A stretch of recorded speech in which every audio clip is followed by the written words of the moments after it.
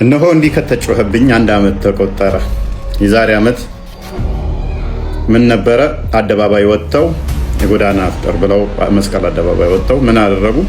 እፎይ ይሰቀል ይሰቀል ይሰቀል ይገደል ይገደል ብለው ወንዶቹም ሴቶቹም በየአስፋልቱ ላይ ጨፍረው ነበር። የ33 ዓመት ጠብደል ጎረምሳ ፈጣሪ ነው እያሉ ፈጣሪ ለማድረግ እኛ ጋር ሲጨቃጨቁ ይውላሉ። የማርያም ልጅ ኢየሱስን ማለት ነው። ማፍጠር ጎዳና ላይ ማፍጠር ይቻላል ወይስ አይቻልም? ይቻላል። አሁን ነገ እንዳለ መንገዱ እንዳለ ዝግት ልናደርገው ነው። ንቅንቀት ይመዳል። ታንኪዩ ነብይ መንገድ አትዝጉ ብሎ ነበረ። ይሄንን ትእዛዜ ነብዩን በፍጹም ያልታዘዘ ሁሉ ገሃነም ይገባል ብሏል። ነብያችሁ ስለማትታዘዙ በጣም ደስ የሚለን እንደውም ከቻላችሁ አራቱን መንገድ ዝጉና ከነብያችሁ ተቃራኒ ያደርጉልን። ነብያችሁ ሐሰተኛ ነብይ መሆኑን እስኪ ቦታውን ጠረቅ አድርጉት ከቻላችሁ ማለት ነው።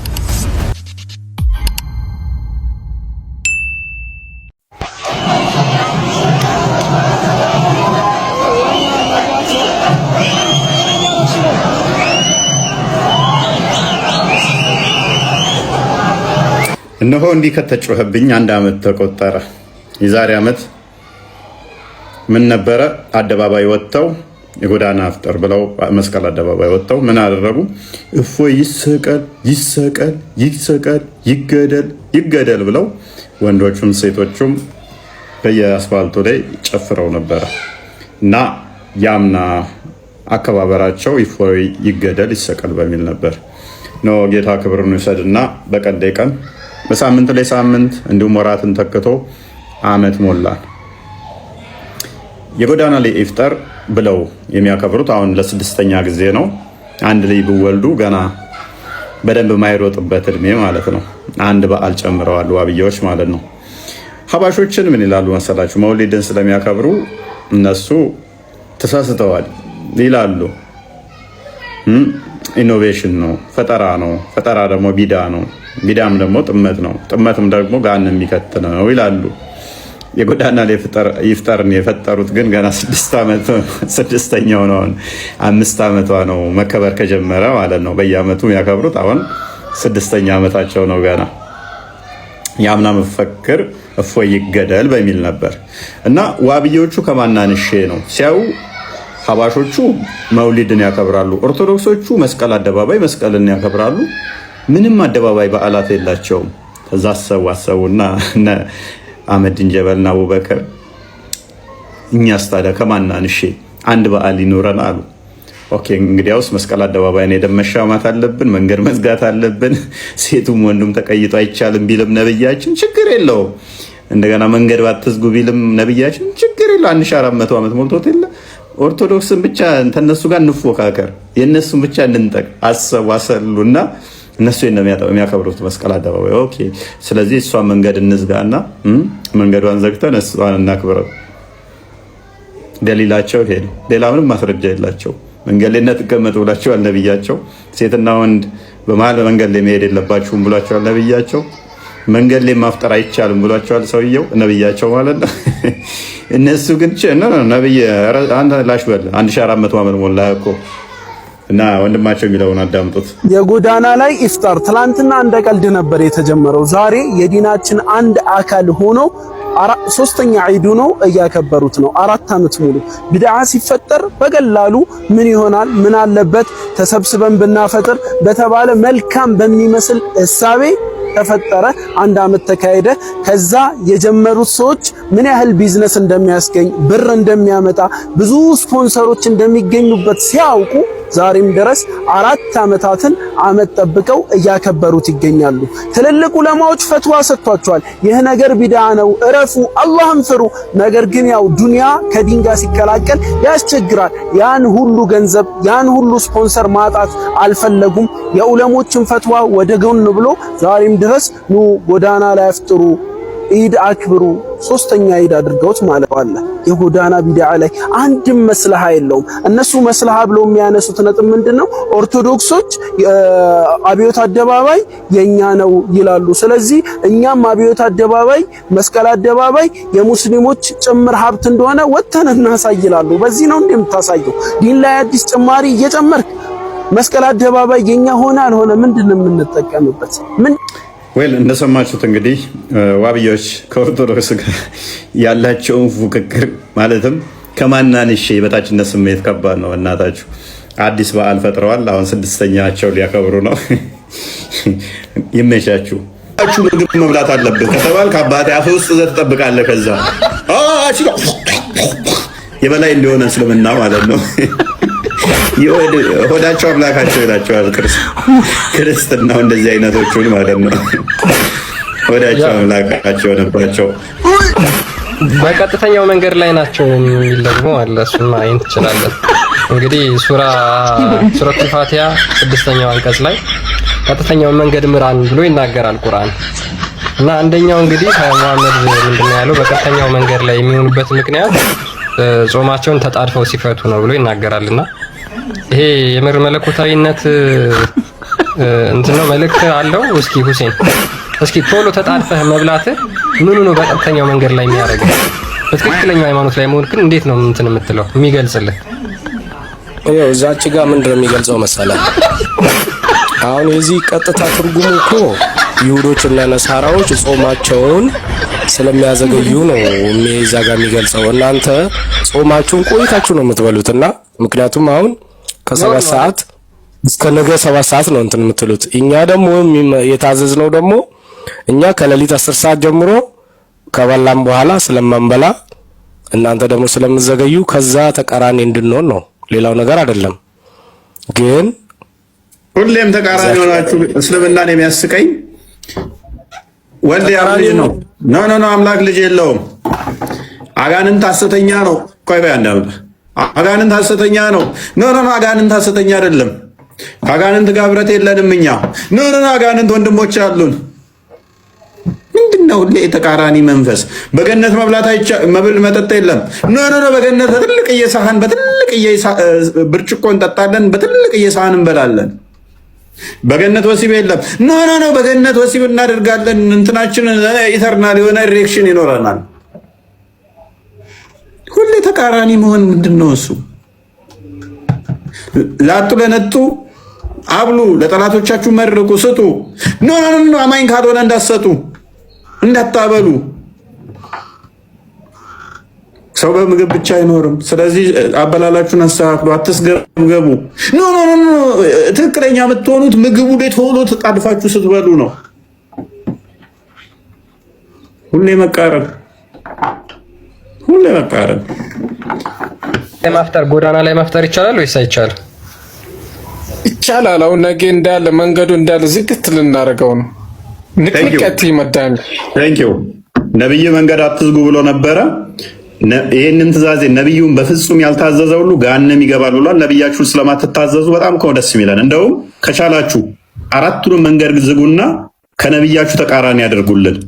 ነብያችሁ ሐሰተኛ ነብይ መሆኑን ቦታውን ጠረቅ አድርጉት ከቻላችሁ ማለት ቦታው ከነብያችሁ ተቃራኒ መሆኑን አስተምሮታችሁ ነብያችሁ ትክክል እንዳልሆነ እንደገባችሁና ነብያችሁ እንደማትከተሉ ስለምታሳዩ ደስ እኮ የሚለን እኛ እንደዛ ስታደርጉ። ምክንያቱም የኢየሱስን ትምህርት እየተከታተልክ አይደለም። ስለዚህ እናንተ ፉክክራችሁ ከኛ ስትፎካከሩ ነብያችሁን አፈር ድሜ እያስበላችሁልን ስለሆነ እንዴት ደስ እኮ እንደሚለን እናስበለው።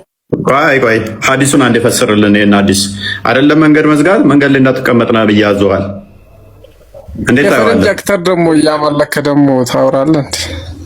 ቆይ ይሄን ሐዲስ አምና ፈስርልን። ነብይ ለምንድን ነው መንገድ ላይ አትቀመጡ ያለው? አንተ መንገድ ካልዘጋን እያልክ ነው። መንገድ አትያዙ ያለው እኮ ነብይ ዋሽቷል አይደለ? መንገድ አትያዙ ብሎ ንቅንቀት መዳሚ ገብቶኛል። ጎበዝ ጥሩ። እኛ የምንፈልገው ይሄንን ነው። ነብያችሁን ሐሰተኛ እንድታደርጉልን፣ እስልምና ውሸት መሆኑን እንድታደርጉልን። ንቅንቅ ማለት የለም። ወደሽም ጠላሽም ዋጪው አዳም ሉክ ኦልዌይስ ምን ብለናችኋል? እስልምና የተመሰረተው ክርስትናን አታክ ለማድረግ እንጂ ሃይማኖት ሆኖ አይደለም። አምላክ አዟቸው ሳይሆን ይሄው አሁን 3000 ዶንቆሮ አለ። ቆይ አዳምጥ። አላህን አትሁን። አላህ ነው ባለጌ እንደዚህ አይነት ስል የሚሳደበው። እንዳላህ አትሁን። ወሬስ ካላ ተሻለ ነብይና ካላ ተሻለ። ቢያንስ ተረጋጋ። እንዴት እንዳላህ ሰው ይሆናል? በ21ኛ ሴንቸሪ ላይ አላህንና መሐመድን ሰው ይሆናል? ተረጋጋ። በደንብ አስተውሉ። ኧረ ተው በእናትህ ተው። እውነትም አላህ ነው። አንተ ይሄ አላህ ነው ራሱ አላህ ነው የገባበት። አይሰማም። አላህም እንደዚህ ነው። ኤኒዌይስ ወደ ቅርቢቱ ሰማይ ካልመጣ አላህ ራሱ አይሰማም። በደንብ አስተውሉ። መንገድ ላይ አትቀመጡ፣ መንገድ እንዳዘጉ ብሏቸው ነበረ። የነቢያቸው አስተምሮ በየጊዜው አፕዴት ይሆናል ስንላችሁ ውሸት ይመስላችኋል አይደለ? አፕዴት እያደረጉት ነው። አስቀድሞ መሐመድ ምንድነው ከክርስቲያኖች ተቃራኒ ሆኑ፣ ተቃራኒ ግዴታ ማድረግ አለባችሁ ብሏል። አውሾው አዲሱን ማለት ነው። በምንም ተአምር ኢሚቴት እንዳታደርጓቸው፣ በምንም ተአምር እንዳትመሳሰሉ፣ በዓል በማክበር ላይም በእነሱ መንገድ እንዳትሄዱ ብሎ ነበረ። ቀጥታ አሁን መስቀል አደባባይ እኛ ስናከብራዩ የዋብያ ኡስታዞች ጥቂት በጣት የሚቆጠሩ አይናቸው ደም ለበሰ። ምን እናድርግ? ኦርቶዶክሶች እየደመቁ ነው። ነጠላ ለብሰው ፏ ብለው ነጭ ሆነው ሲታዩ አጫ በረዶ መስለው ጧፍ ሲያበሩ እንደ በረዶ ፏ ብሎ ሲታዩ እንጣታቸው በዓለም ላይ እየደመቁ ነው። ታዲያ እንዴት አድርገን እንገዳደራቸው? ለምን እኛስ መስቀል አደባባይ ኢድ አደባባይ አንለው? ከዛስ ቆይ እቺ ነገር አሪፍ ነች። ና ሙጂብ ቃሲም ና ቆይ አመዲን ጀበል ና አቡበከር ና አንተ እስቲ እቺን እንጻፋት። ቋደም እንጻፋት። ለምን እንዲህ ብለን አናከብርም? ምን መንገድ ላይ ጎዳና አፍጥር ብለን ለምን አንጀምርም? ነብያችን እኮ መንገድ ላይ እንዳትቀመጡ ብሎ ነበር። ቆመን እንበላለን። ቆመን መብላት ይቻላል? ችግር የለውም። በቃ የነብዩን ሐዲስ አፈር ድሜ እናስበላዋለን። እኛ እንቀመጣለን። ነብዩ ከሞት 1400 ዓመት ሞልቶታል። ነብዩ መንገድ ላይ ተቀመጡ ምን አገባ? ወደዛ ሞቷል። የታባቱ በስብሷል። እኛ የሚጠበቅብን ገንዘብ ማግኘት ነው። እኛ የሚጠበቅብን ከኦርቶዶክስ ጋር ተፎካክረን አደባባያቸው መንጠቅ ነው። ሃይማኖቱ ምን ሐሰተኛ እንደሆነ እኮ መሐመድ እናውቃለን። ዋናው ነገር አደባባዩን እንዴት አድርገን የኛ እናደርጋለን ነው። እቺ ምርጥ ቢዝነስ ነች። አንተ ምርጥ ሐሳብ ነች። ስፖንሰሮች ይገኛሉ እንዴ? ለስፖንሰር ምን ችግር አለው? ባንኮች ስፖንሰር ያደርጋሉ። ጠቅላይ ሚኒስትራችን ስፖንሰር ያደርጋል። እንዴት ብለን ነው ስፖንሰር ማድረግ ማንችል? እንዴት መጠየቅ እንችላለን? ህዝቡን እናነሳሳለን። መንገድ ላይ ሰው እናበላለን። ሰው እኮ መንገድ ላይ ማብላት ግን አንችልም። መንገዱ እኮ ይዘጋል። በቃ እንፎግራለን። መንገዱ ይዘጋል። ማንም ክርስቲያን ወደዛ ማለፍ አይችልም። ደሃም ሆነ ሀብታም መንገዱ በዛ ጋር ማለፍ አይቻልም። ይዘጋ፣ ችግር የለውም። ታዲያ መንገዱ ከተዘጋ ደሃ እናበላለን ብለን የምንለው ፉገራ አይሆንብንም? በአክሱ ማንም አይጠይቅህም። መንገዱ ይዘጋጋል፣ በዛ ጋር ማንም ማለፍ አይቻልም። ግን እኛ ስንፎግር አደባባይ ላይ ምን እንላለን? ደሃ ለማብላት። እንደያ ከሆነ እኮ መስጊድ ውስጥ ደሃ አታብሉ ምን እንባላለን? ይባላ። ታዲያ ዋናው ነገር እኛ መንገድ ላይ የምናስፈጥረው ደሃ ለማብላት ነው ብለን እንሰክሳለን። እሱን እናሳምናለን ወይ ነው? አንተ እሱን እቺ ሎቢዋን አንተ ስራ። ኦኬ አይምሮን በደንብ መያዝ አለብህ። ለምንድነው መንገድ ላይ የሚፈጠረው ስትባል ደሃ ለማብላት ትላለህ ሁሌም። ነብያችንና ሳቦቹ ታዲያ መንገድ ላይ ስላላስፈጠሩ ደሃ ብልተው አያውቁም ብንባልስ? እሱ ከሞተ ከበሰበሰ 1400 ዓመት ሞቶታል ነብይ። ወደዛ ተወሱማ መንገድም አትቀመጡ፣ ሴትና ወንድም በመሃል መንገድ ላይ አብራችሁ መሄድ አትችሉም ብሎን ነበር እኮ። ግን አሁን ሴትና ወንዶች አብረን እንሄድ አደባባዩ ላይ። አዎ ታራሱ አይባትትምና በነብያችን በ1400 ዓመት ዘመን ላይ ልንቀመጥ እና ሴትና ወንድ አሁን መሃል መንገድ ላይ እንዳይሄዱ ልንከለክል? ሴቶች ይሰሙናል? አይሰሙንም። ስለዚህ የነብዩን አስተምሮ ተረት ተረት እዛ ሽንት ቤት ከተተው። ዋናው ነገር እኛ አደባባዩን እንዴት ብለን መቀየር እንችላለን ነው ዋናው ነገር። መስቀል አደባባይ የሚለውን ኢድ አደባባይ መንገዷን ዘግተን ስፖንሰሯን ሀም አድርገን። በደንብ አስተውሉ። ሀባሾች መውሊድ የሚባል በዓል አላቸው። ኦርቶዶክሶች መስቀል አደባባይ መስቀል ያከብራሉ። እኛ እኮ ምንም የለንም። ሙጂብ እንዴት ዝም ትላለህ? አህመዲን ጀበል ምን ነክቶ ነው እስከዛሬ? እንዴት አባትትም? አንድ በዓል እንዴት እናጣለን? እቺ ነገር አሪፍ ነች ተባለ። ተጀመረ። አምስተኛ ዓመታቸውን እያከበሩ ነው። እንኳን አደረሳችሁ። የኔን ጣት ያህል አክብረዋል። አሁን ከኔ አንድ እጅ ከፍ ያለ በዓላቸው 6ኛ ደርሷል። ነብያቸው ቀና ቢል ምንድነው እሱ? ምንድነው አፍጥር? መንገድ ላይ እያፈጠሩ ምንድናችሁ? እኔ እንደዚህ ብያለሁ መንገድ ላይ ተቀመጡ ስለ አላ መልሰኝ ይላል። ቢነሳ ራሱ የኔ ኡመቶች አይደሉም እነኝ ብሎ ማለት ነው። እንኳን ደስ ያላችሁ። በፊት እንደዚህ ብለን እንኳን አደረሳችሁ እንል ነበረ። ይሄን በማሳየት 5 መሙላታችሁን አሁን እንደዚህ ገብታችኋል። እንኳን ደስ ያላችሁ፣ እንኳን ደስ ያላችሁ። 6 ዓመት 6ኛ ነገ ታከብራላችሁ። ከኦርቶዶክስ ጋር ያላችሁ ፍክክር አምላክ ባያዝህም አላህ ባይልህም አምላክ ብለህ የምትከተለው አምላክ እንዳልሆነ እናውቃለን። አፈር ድሜ ብላ ዋና ስፖንሰር ያምጣ ዋና ከኦርቶዶክስ ጋር የ33 ዓመት ጠብደል ጎረምሳ ፈጣሪ ነው እያሉ ፈጣሪ ለማድረግ እኛ ጋር ሲጨቃጨቁ ይውላሉ። የማርያም ልጅ ኢየሱስን ማለት ነው። የዋሃብያ ኡስታዞች ሰዎችን ለመታለል ኢሳና ኢየሱስ አንድ ናቸው፣ ኢየሱስን እንወደዋለን ይላሉ። ይህ ትልቅ ውሸት ነው። ኢሳና ኢየሱስ አንድ ቢሆኑ ብትወዱት ኖሮ እንዲያትሳደቡም ነበር። ኢየሱስን ጠብደል ጎረምሳ ብላ የዘለፈችው እማማ መሰረትና የዋሃብያ ኡስታዞች ቆም ብላችሁ ብታስቡ ኖሮ የገዛ መጽሐፋችሁን ብታነቡ ኖሮ በራሳችሁ አፍራችሁ አንገታችሁን በሰበራችሁ ነበር። አምላካችሁ አላህ ጠብደል ጎረምሳ ከመሆኑ የተነሳ ቡኻሪ 3803 ላይ አርሹ እስኪንቀጠቀጥ ድረስ ጠብደልነቱን አስመስክሯልና። እንዲሁም ታላቁ ሊቃችሁ ኢብኑ ተይሚያ በየናል ተልቢስ አልጃህሚያ ቅጽ 7 ገጽ 290 ላይ በግልጽ እንደተዘገበው መሐመድ አላህን ወጣት ጺም አልባ ጠብደል ጎረምሳ እንደሆነ ሳሂህ በሆነ እውነተኛ ሐዲስ ተጽፎ ይገኛል። እዚች ጋር ቆም ልበልና አንድ ግልጽ ጥያቄ ላቅርብ። ያልተጻፈ አንቀበልም ስለምትሉ ከመጽሐፋችሁ መልሱልኝ። አምላካችሁ እጅና እግር ካለው እንደ ማንኛውም ጎረምሳ የወንድ ብልትስ አለው? አካል ካለው ሙሉ አካል ሊኖረው ይገባልና ጭንቅላትስ አለው ነው ወይስ ጭንቅላትና ብልት የሌለው ጎዶሎ አካል ያለው ነው የምታመልኩት? መልሱን ከነ አንቀጹ አምጡልኝ። መሐመድና ሰሃባዎቹ በጦርነት የሰው ሚስቶችን እየማረኩ በዛፍ ስር ሴቶችን እንደ ዕቃ እየገዙ አዝል የዘር ፈሳሽን ውጪ ላይ በማፍሰስ ሴቶችን ወሲብ ይፈጽሙባቸው ነበረ። በሳሂህ አልቡኻሪ 4138 የሰው ሚስትን በመግዛትና በዛፍ ስር መድፈር መለኮታዊ ሕግ በሆነበት እምነት ውስጥ ሆናችሁ ስለ ቅዱሱ ኢየሱስ ልታወሩ አይገባችሁም። መሐመድና ተከታዮቹ ሲገድሉ፣ ሲዘርፉ፣ ሲያጭበረብሩ የኖሩት ለዚህ ስጋዊ ፍትወት የግብረ ስጋ ግንኙነት ፍላጎት ነበረ። ጌታችን መድኃኒታችን ኢየሱስ ክርስቶስ በስጋ የተገለጠ አምላክ ነው። የዓለምን ኃጢአት ለመሸከም ትሑት ሆኖ መጣ። ለጠላቶቹ እንኳን ራሱን አሳልፎ ሰጠ። ፍጹም ቸርነቱን ለዓለም አሳየ። እግዚአብሔርንም የመምሰል ምስጢር ያለ ጥርጥር ታላቅ ነው። በስጋ የተገለጠ በመንፈስ የጸደቀ ለመላእክት የታየ ለአሕዛብ የተሰበከ በዓለም የታመነ በክብር ያረገ ነው። አንደኛ ጢሞቴዎስ 3:16። ኢሳ ግን የመሐመድ የፈጠራ ተረት ነው። ኡስታዞች ሰዎችን ወደ እስልምና ለማምጣት ሲሉ የኢየሱስን ስም ይጠቀማሉ እንጂ በመጽሐፍ ቅዱሱ ያለው ጌታን አያውቁትም። ኢየሱስ በስጋ የተገለጠው ስለወደደን ነው።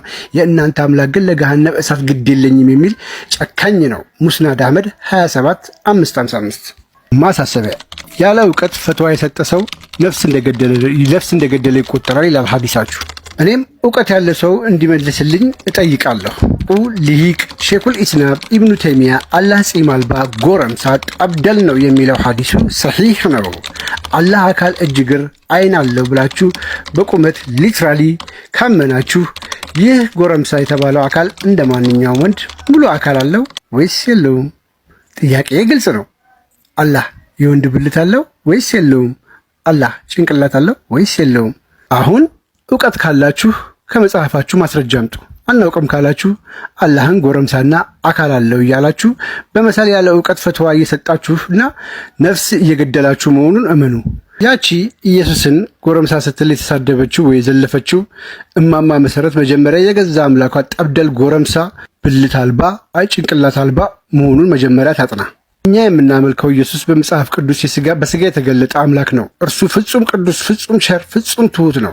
እናንተ ሰዎችን ለማታለል ኢሳና ኢየሱስ አንድ ናቸው ትላላችሁ እንጂ አንድ ቢሆኑማ የዓለሙን መድኃኒት የሆነውን ጌታ እንዲህ አትሳደቡም ነበረ። እኛ የምናመልከው ኃጢአተኞችን የሚወድና የሚምር አምላክ ነው። እናንተ ግን አምላካችሁ ጺም አልባ ጎረምሳ አድርጋችሁ የምታምኑ ሴትን እንደ ምርኮ የምታዋርዱ ናችሁ። እንደ ምርኮ ገንዘብ የምታዋርዱ ናችሁ። ስድብ የእውቀት ማነስ መገለጫ ነው። እውነት ግን በስጋ የተገለጠው ኢየሱስ ክርስቶስ ብቻ ነው። አሜን። ቸር ይቆየን።